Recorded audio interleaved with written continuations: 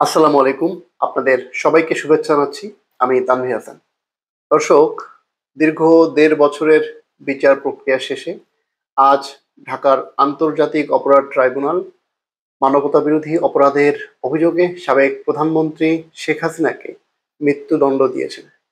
শেখ হাসিনার সঙ্গে সাবেক স্বরাষ্ট্রমন্ত্রী আসাদুজ্জামান খান কামাল তাকেও মৃত্যুদণ্ড দেওয়া হয়েছে এবং পুলিশের যিনি প্রধান ছিলেন তৎকালীন আইজিপি তাকে ৫ বছরের কারাদণ্ড দেওয়া হয়েছে। তাকে ৫ বছরের কারাদণ্ড দেওয়ার কারণ হলো তিনি রাজসাক্ষী হয়েছেন।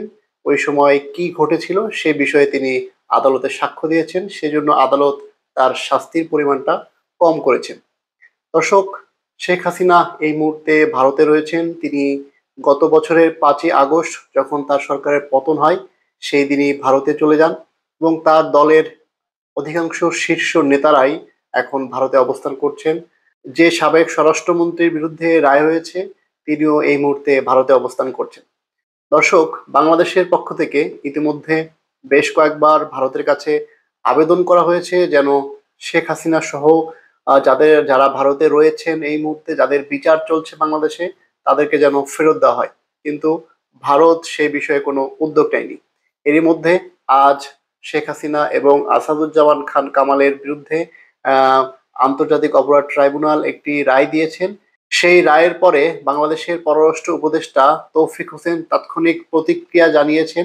তিনি বলেছেন যে ভারতের কাছে আবারও আবেদন করা হবে যেন শেখ হাসিনা সহ অন্যান্য যারা রয়েছেন তাদেরকে যেন ফেরত দেওয়া হয়। দর্শক, এরই মাঝে শেখ হাসিনার রায় প্রকাশের কয়েক ঘন্টা পরে ভারতের পররাষ্ট্র মন্ত্রণালয়ের পক্ষ থেকে একটি বিবৃতি দেওয়া হয়েছে। সেই বিবৃতিতে তারা বলেছেন বাংলাদেশের বিচার ব্যবস্থার রায় তাদের বিবেচনায় রয়েছে এবং দেশটির জনগণের সর্বোত্তম স্বার্থ রক্ষায় তারা অঙ্গীকারবদ্ধ। তাদের সেই বিবৃতিতে আরো বলা হয়েছে, ঘনিষ্ঠ প্রতিবেশী হিসেবে শান্তি, গণতন্ত্র, অন্তর্ভুক্তি এবং স্থিতিশীলতা সহ বাংলাদেশের জনগণের সর্বোত্তম স্বার্থের প্রতি ভারত প্রতিশ্রুতিবদ্ধ। আমরা সর্বদা এই লক্ষ্যে সকল অংশীদারের সঙ্গে গঠনমূলক কাজ করব।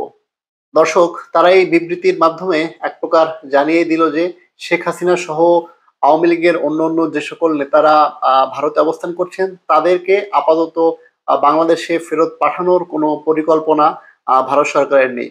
তবে বাংলাদেশের পররাষ্ট্র উপদেষ্টা সাংবাদিকদের বলেছেন যে ভারতের সঙ্গে একটি বাংলাদেশের বন্দি বিনিময় চুক্তি রয়েছে, সেই চুক্তির আওতায় শেখ হাসিনাকে ফেরত চাওয়া হবে। এদিকে শেখ হাসিনার রায় ঘোষণার পরে এই সংবাদটি গুরুত্বের সহকারে প্রকাশ করেছে আন্তর্জাতিক বিভিন্ন গণমাধ্যম। প্রথম আলো বলছে, জুলাই গণ অভ্যুত্থানের সময় সংগঠিত মানবতা বিরোধী অপরাধের দায়ে আজ সোমবার শেখ হাসিনাকে মৃত্যুদণ্ড দিয়েছেন আন্তর্জাতিক অপরাধ ট্রাইব্যুনাল ১। এই রায় নিয়ে বার্তা সংস্থা Reuters, AP, BBC, CNN, Al Jazeera, Guardian সহ অনেক আন্তর্জাতিক গণমাধ্যম সংবাদ প্রকাশ করেছে। বিবিসি, আল জাজিরা এবং ভারতের বেশ কয়েকটি গণমাধ্যমেও এই সংবাদ সরাসরি সম্প্রচার করা হয়েছে। দর্শক, আপনারা জানেন যে শেখ হাসিনার যে বিচার কার্য চলছিল সেটি বিটিভিতে সরাসরি সম্প্রচার করা হচ্ছিল, সেটি বেশ কিছু আন্তর্জাতিক গণমাধ্যমেও সরাসরি সম্প্রচার করা হয়েছে বলে প্রথম আলো আমাদেরকে জানাচ্ছে। বিবিসির খবরে শিরোনাম করা হয়েছে, নৃশংসভাবে বিক্ষোভ দমনের মামলায় বাংলাদেশের সাবেক নেতা শেখ হাসিনার মৃত্যুদণ্ড। এতে বলা হয়, শেখ হাসিনাকে বাংলাদেশে প্রত্যাপন করা নিয়ে এখন ভারতের ওপর চাপ বাড়বে, কিন্তু তা সত্ত্বেও তাকে ঢাকার কাছে প্রত্যাবর্তনের তেমন সম্ভাবনা নেই।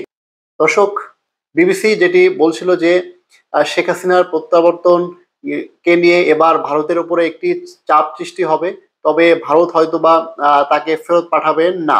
দর্শক, ইতিমধ্যেই ভারতের পক্ষ থেকে বিবৃতি দেওয়া হয়েছে, সেটা আমি বলছিলাম। আসলে ভারত বাংলাদেশের সাবেক এই প্রধানমন্ত্রীকে তাদের দেশে আশ্রয় দিয়েছেন। সেখান থেকে শেখ হাসিনা অনলাইনের মাধ্যমে বিভিন্ন সময় কথা বলছেন এবং সম্প্রতি তিনি বেশ কিছু আন্তর্জাতিক গণমাধ্যমেও সাক্ষাৎকার দিয়েছেন। এই সব সুযোগ মূলত ভারত সরকারের গ্রিন সিগন্যালে হচ্ছে বলে কিছুদিন আগে বিবিসি একটি প্রতিবেদন করেছিল, সেখানে তারা স্পষ্ট উল্লেখ করেছে। দর্শক, আপনাদের কি মনে হয় বাংলাদেশের আন্তর্জাতিক অপরাধ ট্রাইব্যুনালে মৃত্যুদণ্ডপ্রাপ্ত সাবেক প্রধানমন্ত্রী শেখ হাসিনাকে কি ভারত বাংলাদেশের কাছে ফেরত দেবে? আপনাদের গুরুত্বপূর্ণ মতামত আমাদের কমেন্ট সেকশনে জানান। ধন্যবাদ।